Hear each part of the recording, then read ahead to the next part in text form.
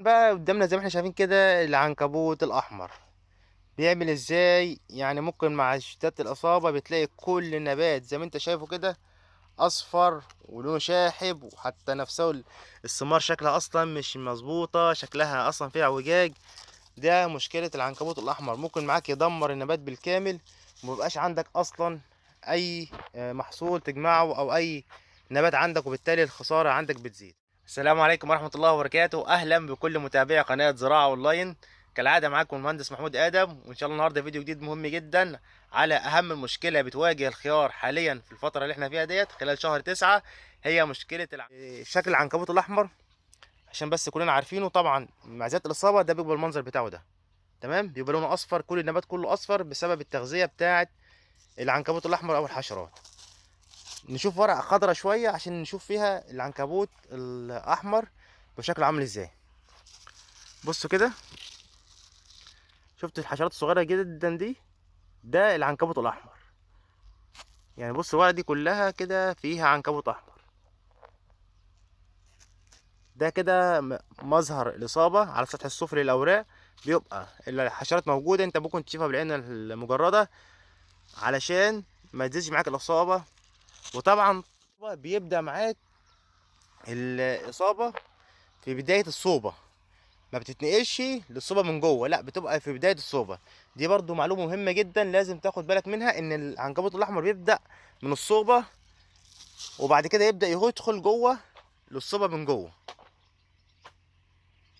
جوه بيبقى تأثير العنكبوت الاحمر بيخف خالص او بيقل خالص، مش هتلاقيه زي اول الصوبة. عشان كده بقول لحضرتك ان الخيار عايز تكتشف العنكبوت الاحمر بدري، تكتشفه في بداية الصوبة مش جوه الصوبة. بعد كده بيبدأ مع الإصابة بيزيد جوه. العنكبوت الأحمر مع قلة المية بتزيد، يبقى مشكلة العنكبوت الأحمر مع قلة المية بيزيد. يبقى لازم عندنا الري منتظم علشان ما يحصلش عندنا أي مشاكل بالعنكبوت الأحمر، أو نوفر له بيئة إن هو يتكاثر وينشط معانا بصورة سريعة وبيأثر معانا. بنعمل إيه علشان الموضوع ما يزيدش معانا أو الموضوع ما يتأثرش جامد معانا للزرع؟ اول حاجه لازم يكون اهتمامك بالمواد الفعاله كتير، يعني انت تغير مواد فعاله كتير. يعني عندنا في حوالي 5 مواد فعاله، دي بتجيب البيض وتجيب العذراء وتجيب الحيوان الكامل، يعني بتجيب دورة الحياة بالكامل. ممكن نضيف كمان معاهم حاجات تانية بتجيب الحشرة الكاملة علشان نقضي على الاطوار كلها. يعني ما ينفعش نرش مبيد ما بيجيبش الاطوار كلها. يعني مثلا ماده الابامكتين ما بتجيبش الاطوار كلها، ما بتجيبش غير الحيوان الكامل. فلازم نشتغل على النقطه دي اهم نقطه في علاج العنكبوت الاحمر، فلازم تهتم بيه. اهم فعاله بتجيب في الحشره الكامله وتجيب في البيضه وتجيب في العنكبوت الاحمر هي ماده البنفازات. في منها تركيزين، في 43 وفي منها 48. تاني حاجه ماده اسيكونوسايل، وماده البيردابين، الماده السيبرو ديكلوفين. دول اهم مواد فعاله بتجيب في العنكبوت الاحمر في دوره الحياه بالكامل.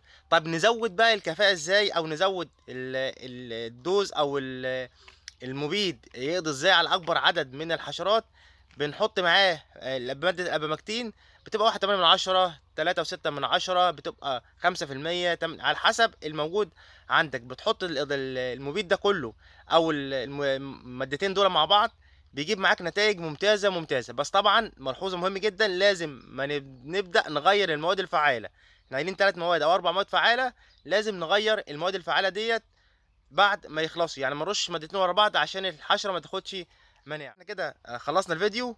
ولو عجب حضرتك الفيديو طبعا ما تنساش تعملوا لايك، ولو في استفسار او تعليق ممكن تسيبوا لنا في التعليقات اسفل الفيديو، وتفعل الجرس لو انت لسه ما اشتركتش في القناه. ولو المحتوى عجبك اعملوا مشاركه عشان الكل يستفيد، واكتبوا لنا في التعليقات عايزين الفيديو جاي يكون ان شاء الله على ايه. السلام عليكم ورحمه الله وبركاته، ودمتم في حفظ الله وامنه.